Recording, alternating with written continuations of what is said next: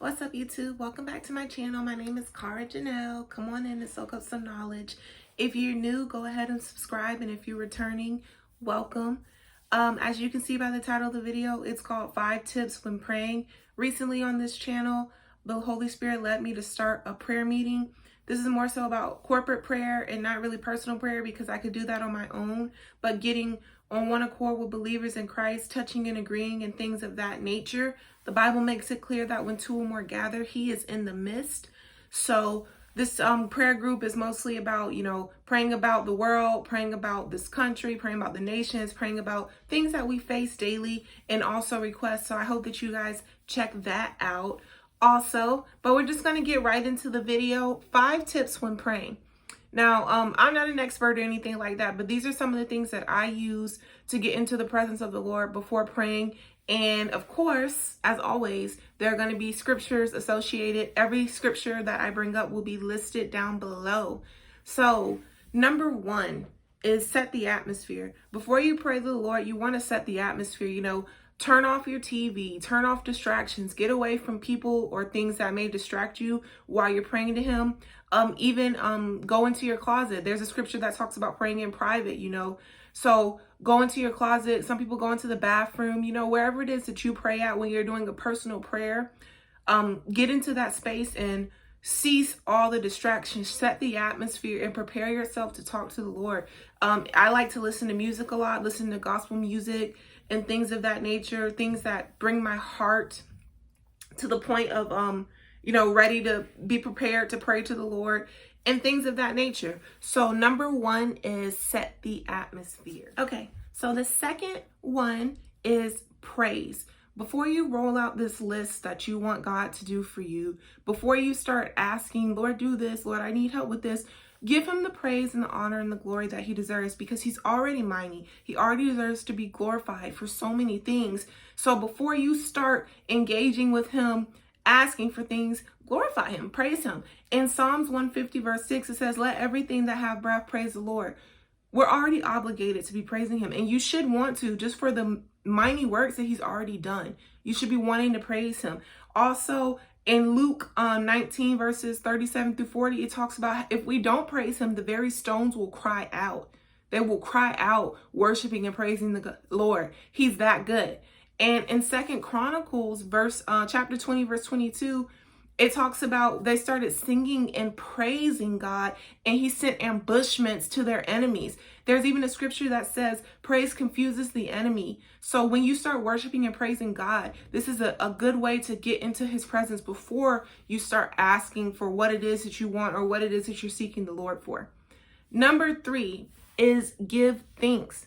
He already deserves all the glory. You should be thanking him for everything that he's done, thanking him for his sacrifices, thanking him for each and everything that he's done in your life. Every door that he's opened, every door he closed, whatever he did for you, he's done many and mighty things. And you can get personal and talk about the things that he did for you specifically. In Psalms 100 verse 4, it says, enter into his gates with thanksgiving and enter into his courts with praise.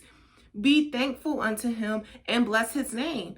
Enter into his courts. Come into the presence of God with thanksgiving. Come into his courts with praise. These things are going to get your prayer, in the face of God. I mean, I know I'm not the only one that I pray and feel like, I don't know if God heard that. I don't know if God heard that prayer. Although he's omnipresent, there's some things that really give you that oomph behind your prayer, so you know that it made it up to his ears, so you know that he heard that. And one of the ways, which is number 3, is enter into his gates with thanksgiving and enter into his courts with praise. The Bible's telling you to enter into him this way. So this is an amazing tip. Number 4, forgive and renounce. Okay. In Mark 11, verse 25, it talks about when you stand in prayer, forgive, just as our Father forgave us. So you don't want to come to God with unforgiveness. You don't want to come to God, holding things in you that, may have him looking at you like, I forgave you of your sins, but you're holding this grudge against someone. So you need to forgive others just as he forgave you, and also ask him for forgiveness before you come to him. If you put your hand to anything or you've done anything outside of his wills, laws and commandments, this is a good moment to ask him for forgiveness and ask him to cleanse you of all unrighteousness before you start rolling out what it is that you're seeking the Lord for. And also renounce.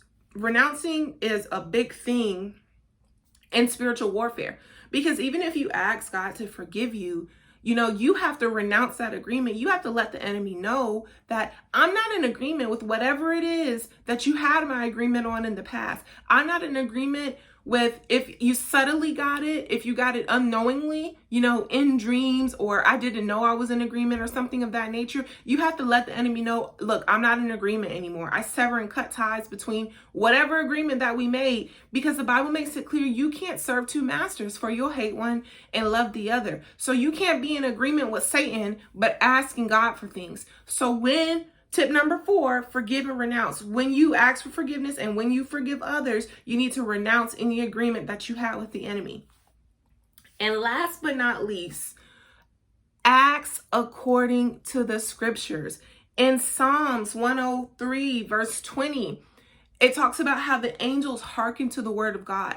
The angels are there to act out the word and will of God, okay? If the Bible says by his stripes we're healed and you're praying for healing, the angels are the ones that say, look, he spoke your word. She spoke your word. She said, that your stripes have healed us, what the scripture is, I'm sorry, by your stripes you're healed. So then they start hearkening to the word of God. They start hearkening to what the scriptures say. They're going to start acting on that. So when you pray the scriptures, this is a way to get your prayers answered, because the angels are going to hearken to it. They're going to start acting on it, and they're going to start doing what the word of God says to be done. So all you do, go in the Bible, go on your phone, do whatever you have to do to locate these scriptures for what you're praying for. And when you pray, even you don't have to always close your eyes when you pray. You can look at these scriptures specifically, or whatever it is, the Holy Spirit bring them up to you. But when you pray according to the scriptures, and it is an awesome way to get your prayers answered. So just to wrap this up, so you remember, tip number 1, set the atmosphere. Tip number 2, praise the Lord. Step number 3, give thanks. Number 4, forgive and renounce. And number 5, acts according to the scriptures.